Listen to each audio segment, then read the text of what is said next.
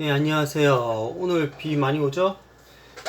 예, 제가, 저번에 그 교정하고, 이제, 그러니까 편집을 해보려고 했는데, 잘 안 됐어요. 근데 이번에는 썸네일을 넣어보려고 한번 시도를 해보고 있어요. 지금 다운로드 와중 있고, 너무 제가 아무것도 안 한 것 같기도 하고, 뭐, 못해도 썸네일은 넣어야겠다 싶어가지고, 오늘은 이번에 좀 넣어보려고 합니다.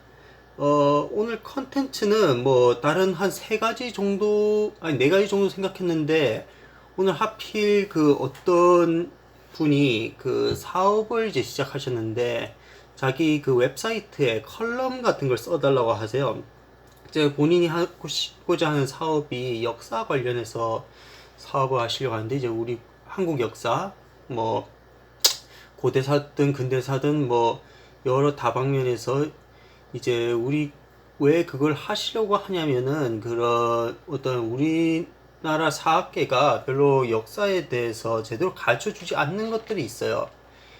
역사를, 그러니까 어떠한 역사의 내용은 자료는 있는데 은폐를 한다던가, 어떤 거는 우리 모두가 그냥 컴퓨터에서 볼 수 있는 자료임에도 뭔가 이렇게 읽어보면 뭔가 석연치 않은, 뭔가 우리가 교과서에서 배웠던 것과는 뭐좀 차이가 제법 나는, 거의 한 두 배 차이랄까, 그 정도 차이가 나요. 그렇게 한 것들이 보여서 역사에 대해서 저나 그분이나 다 의심을 좀 어느 정도 하고 있어서, 그것을 어떻게 조금 교정을 하는, 그리고 우리가 그런 것을 이제 쟁취해 나가고 개척해 나가는 그 사업을 이제 하시려고 하는데, 제가 그 일에 조금이나마 도움이 될까 싶어서 제가 칼럼을 이제 거기에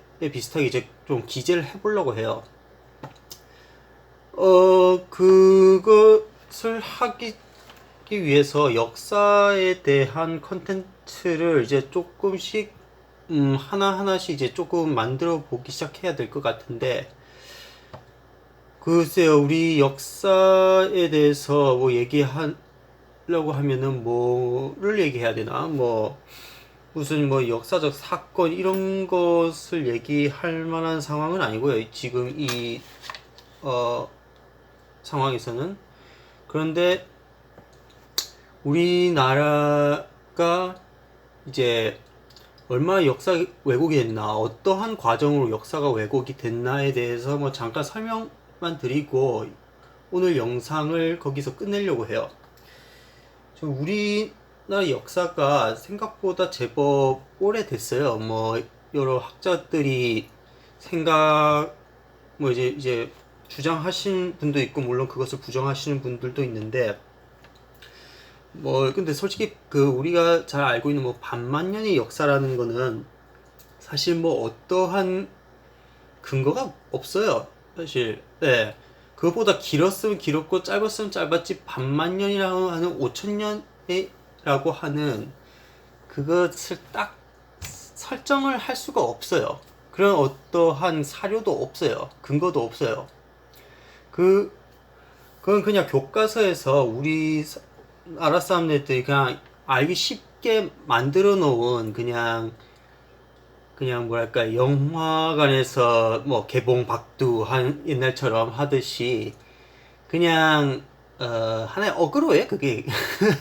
뭐 딱히 진실이 있는 얘기는 아니고, 뭐 옛날에 뭐 학교 다니셨던 분은 그런 것도 배웠잖아요. 뭐 저희 어렸을 때까지만 해도 그런 게 있었는데, 우리나라는 남의 나라를 침략 안 하는 평화로운 민족이다.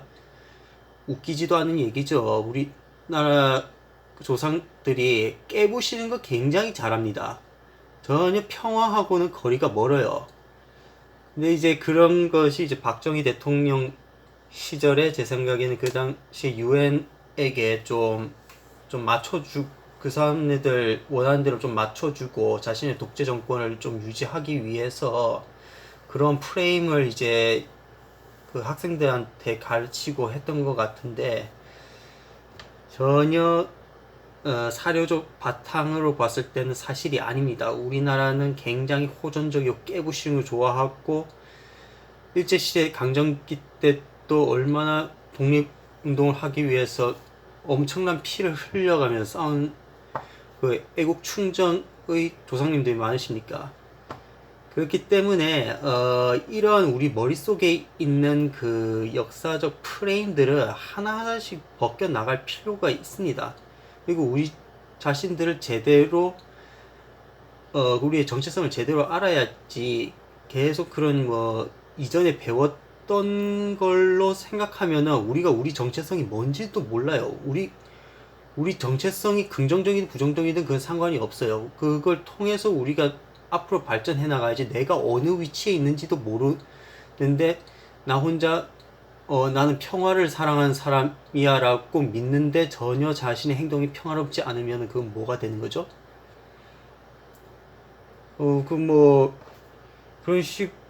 그렇죠. 그러니까 우리는 그런 거를 좀 바로 잡아야 됐고, 그리고 우리 나라가 지금 굉장히 잘하고 있어요. 그 뭐 경제적으로든 정치적으로는 동북아에서는 참 잘하고 있는데 과연 우리 조상들은 지금 우리만큼 못하고 있는가? 이런 것도 한번 생각해 볼 필요가 있어요. 그리고 이런 것을 나중에 후세에 가르쳤을 때 우리 그 조상들은 그렇게 부끄럽지만도 않았다라는 것을 얘기할 필요가 있다고 봐요. 그리고 근데 우리 역사가 왜 이렇게 왜곡이 됐는가? 왜 왜곡이 됐는데, 좋게 왜곡이, 그러니까 우리 자신을 자랑스럽게 만드는 왜곡이 아니라 왜 이렇게 우리 자신이 기 빠지게 만드는 왜곡을 했는가? 많은 사람들이 뭐 일제시대 때 왜곡이다 이렇게 말하는데 사실 그 왜곡은 조선시대 때 초기부터도 이미 있었어요.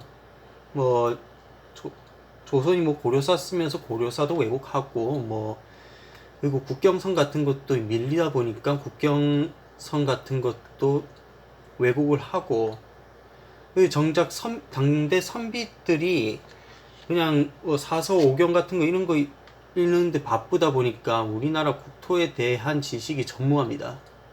그래서 그런 국경 그러니까 압록강 정도 가는 선비들이나 그런 사람들이 뭔가 지금 책에서 보는 거하고 내가 설명을 들은 이 지형하고 뭔가 다르다라는 것을 석연치 않은 걸 그때 선비들이 깨달아요. 그 모두가 깨달은 건 아니죠. 많은 선비들이 다 압록강을 본 것도 아니니까.